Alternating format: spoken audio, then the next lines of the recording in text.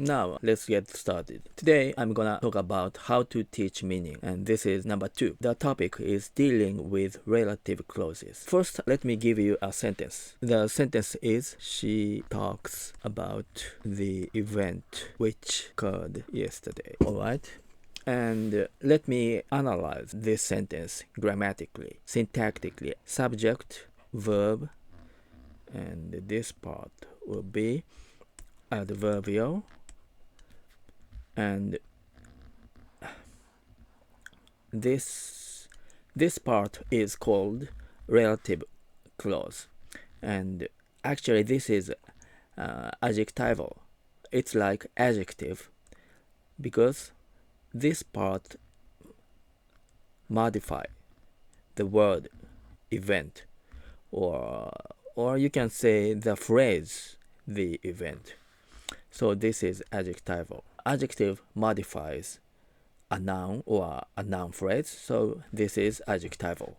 Now, as I talked in the last video, the speaker, when speaker utters the word she, the meaning of what the speaker wants to say gets narrower. So this is she. The meaning gets narrower, and then the speaker utters talks. Again, the meaning will be narrower. Talks. And then the speaker utter about the event, and the meaning gets narrower about event. And then the speaker utters which occurred yesterday. Again, the meaning gets narrower.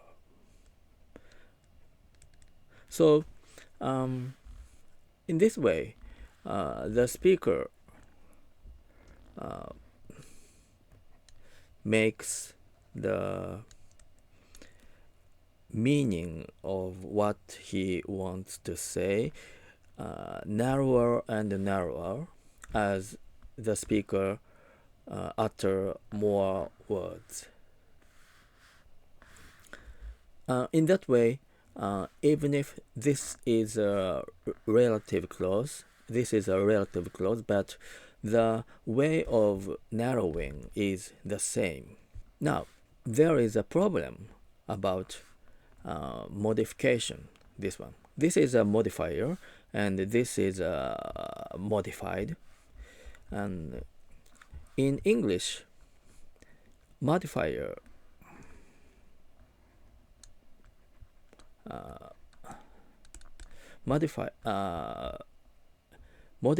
can be in front of the modified word or at the back of modified word, something like this. This is modified, and this is modifier. So like this one, the event is a modified one, noun phrase, and which occurred yesterday is a modifier, and this modifier modifies this one from the back. And in sometimes, modifier can be at the front of the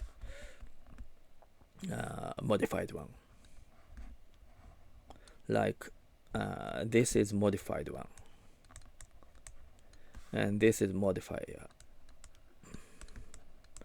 and the modifier modifies from the front to the back.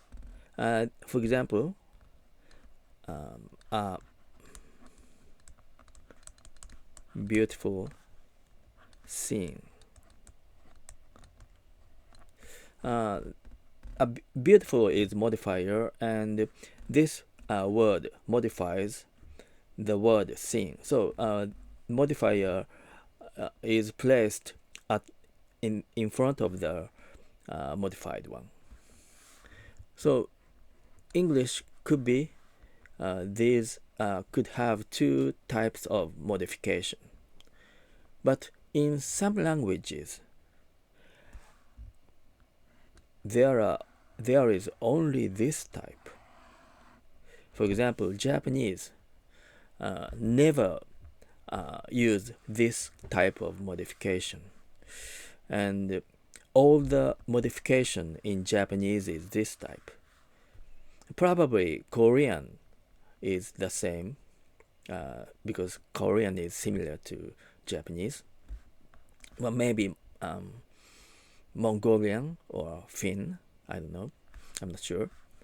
Anyway, in some languages only this type of modification is used.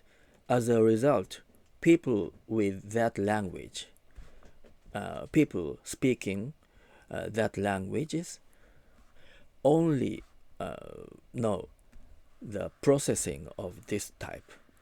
As a result, basically they can't process this type of modification. This type of people in such languages cannot do processing of this type. So sometimes they change the order of the phrases to understand the sentence, such as when the listener here, if the listener listen to this type of sentence, she talks about the event which occurred yesterday, that person change the order of this modification and understand something like she talks about which occurred yesterday event. It's okay if the modification is very short, modifier is very short, but if this modifier is very long, the processing probably doesn't work because the listener can't process too long modification. So that's a problem. And teachers, or maybe English teachers, have to know this problem, and the way of solving this problem is this one. So the meaning is getting narrower and narrower. So the teachers have to explain the way of narrowing the meaning instead of changing the order of modification. So people with that kind of language, only this one, that kind of language, have to practice this modification and narrowing the way how to narrow the meaning is they have to practice